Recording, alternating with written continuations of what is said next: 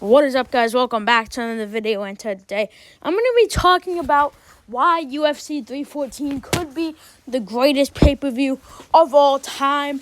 I'm going to be going through some other pay-per-views and how they don't compare to this card. This card is generational, bro. 15 fights in Miami. Volk's back. Chandler's back. Yair's back. Like, this is just a generational card. So let's just go through the card real quick, right?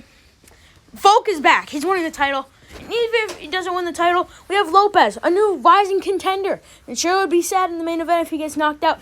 New rising contender. We have fresh matchups. Like, let's see if Yair beats Pitbull. Maybe he'll get a title shot.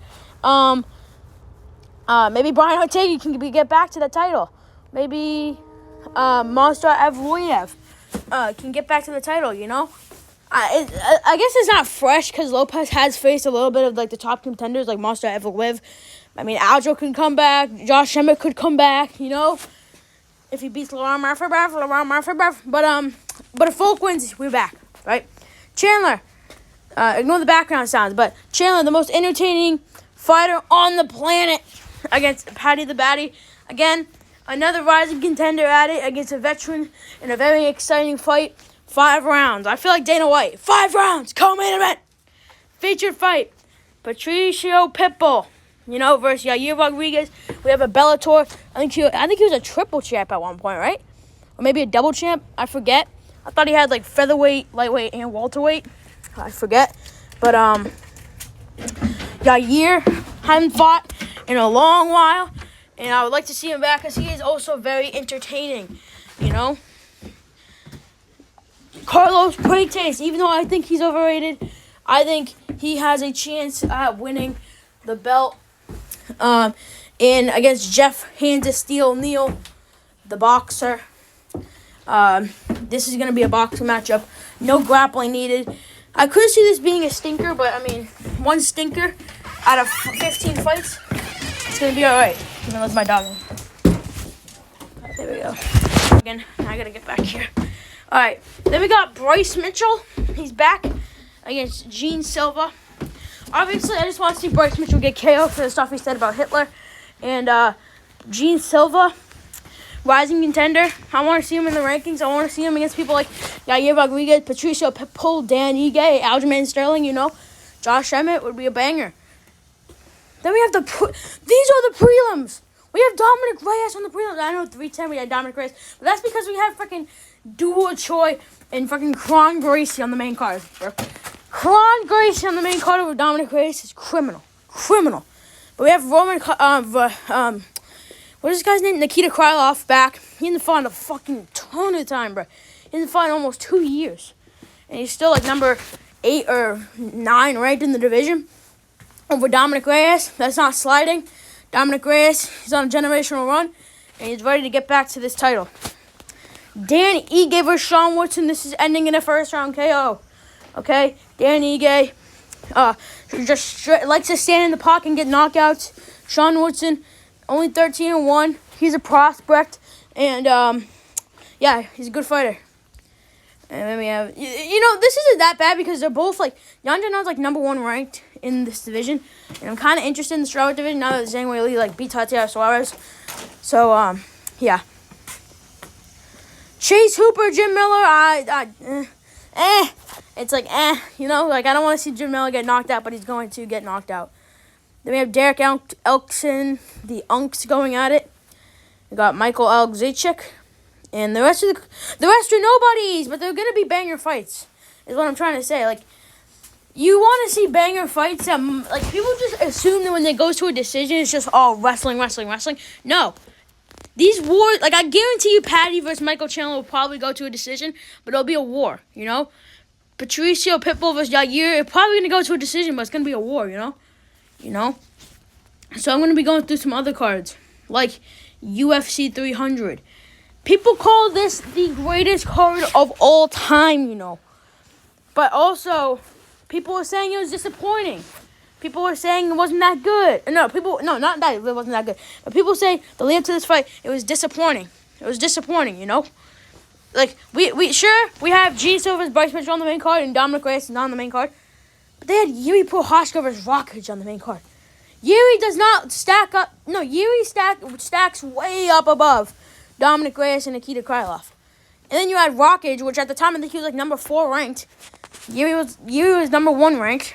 You know, Aljamain Sterling, Kyle Harrison. It's like, okay, well, it just makes the card better, right? I mean, you know, like, bro. You get this shit for free. You get this shit for free, man. We got Diego Lopez on the early prelims, and now we're getting Diego Lopez in the main event for a featherweight title. You know, they had Bo. Imagine paying $80 for Bo Nickel, bought Nickel just to get a second round finish and disappointing the whole fans in attendance. You know, Omar vs. Charles was a stinker in my opinion. I don't think it was that good. Like, I know people are like, it was a banger. Don't overrate a Charles. Just because it's a Charles Oliveira fight doesn't mean it's good, you know? This was a banger. This was definitely a banger. This was why it's so good, because of the last second knockout. Yeah, it was a good fight. That first round, and it was a good fight. And then Alex Pereira knocks out Jamal Hill. But at this point, it was kind of disappointing. I mean, this is UFC 300. UFC 300 compared to UFC 314. Like, UFC 314 doesn't need to, like, live up to the, like hype. UFC, like, 306. UFC 300. You know? Even the Saudi Arabia cards, because, I don't really know. But I know UFC 300 has to live up to the hype. And it lived up to the hype, but on the lead up, I don't know how to explain, like, the lead up to this fight, or this whole card, people were disappointed. Because we have Jamal Hill versus Alex Pereira in the main event, right? You know? So, UFC 300, obviously UFC 314 hasn't happened yet. So, we don't know how good it is. But just, like, compare, like, but let's pretend this never happened. UFC 300 never happened. Compare them side to side, UFC 314 and UFC 300. UFC 314 is going to look better. Like, just facts. Then, I see some people saying UFC 308. Don't disrespect my boy Max like this, bro. I did not pray for times like this. I prayed for times like Max Holloway winning back the featherweight belt. But it was a good fight, so I gotta take my biases aside. Max is my favorite fighter of all time. I gotta take my biases aside and say, like, damn, that was a good fight. Ilya is GOAT status. Just absolutely ran through him. And I predicted this. I prayed for times like this. It's kind of stinker, man. Dan Ige just didn't do enough. This was sick, but, like, against Arman Petrosian, come on, dog. Arman Petrosian, come on, bro. And then the prelims were mid. Like, I don't know. I don't want to trash the cards. I don't want to trash these amazing cards. But 308 is definitely not the greatest card of all time. Now, I do hear people saying UFC. Oh, no, that's not how you spell UFC. UFC. Where is it? UFC. What was the card that everyone thought was good? UFC 217. Michael Bisping, GSP. People thought this card was good, but at this point in our, like, little thing, like, our little, like, UFC careers, this card isn't good. It doesn't stack up to UFC 300, Doesn't stack up, right? Michael Bisping versus GSP. Obviously, I wasn't watching about this time. I was watching around the UFC 229 era, Conor McGregor, Khabib. And then, this card was good, though. I did rewatch this card. I usually rewatch the older cards because there's way more knockouts. But, this card was kind of mid. Not mid. No, not mid. Not mid. This was a good card. But, it's just the 3 title fights carry it, right? That's the thing. You can't have just 3 or 1 fight carrying it, right? Like UFC 311. Let's be honest here. These 3 fights were carrying the card. The rest of the card was kind of dog water. No, it wasn't dog water. The rest of the cards were great. And this is also another contender for greatest card of all time. But let's be honest. The main event was ruined. The only 2 good fights were Yuri Jamal and Merab Umar. I think Merab Umar is a little overrated in terms of, like, entertainment stand-wise. But, there was only 2 fights, 3 fights that carried it. Only two fights, 3 fights that carried it. UFC 314 has mad fights that carry it. Oh, not this card. Wrong card. Oh, fuck. This card carries it. Michael Chandler, entertaining. Patty, entertaining. Volk Lopez, you know. We have Patricio Pitbull. If you're a Bellator fan, you're celebrating because I think Pitbull's going to win this fight.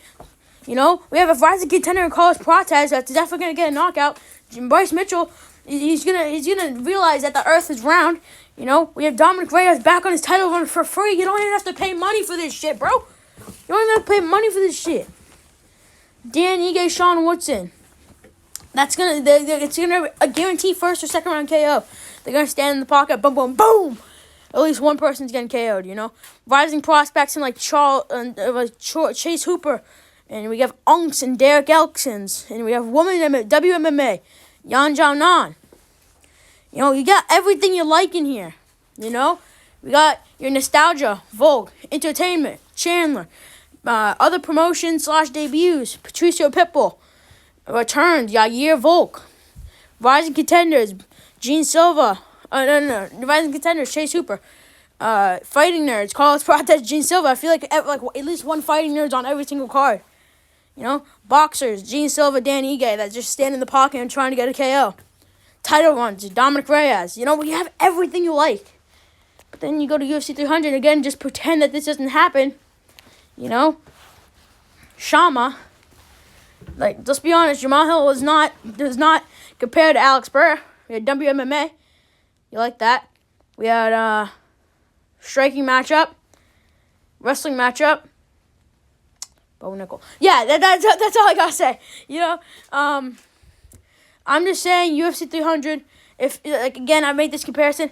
If you have $80 and your dad says you can only spend it on one pay-per-view, you have UFC 313, UFC 314, and UFC 315.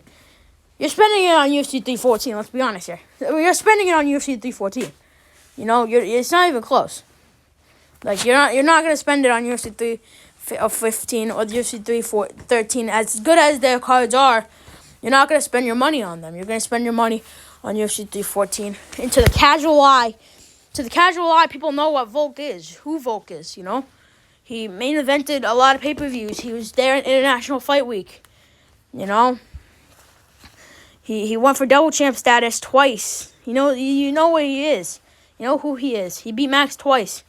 Beat Jose Aldo, you know. And even though it's sad to admit, like, people, kind of the newer fans mostly know him for getting knocked out by Ilia Topuria. You know? So, yeah. I just explained. I know I talked very fast and I kind of took back some of my statements, but go back, rewatch this video, and you'll understand what I'm trying to say. This card is generational. This card is going to be or will be the greatest card of all time.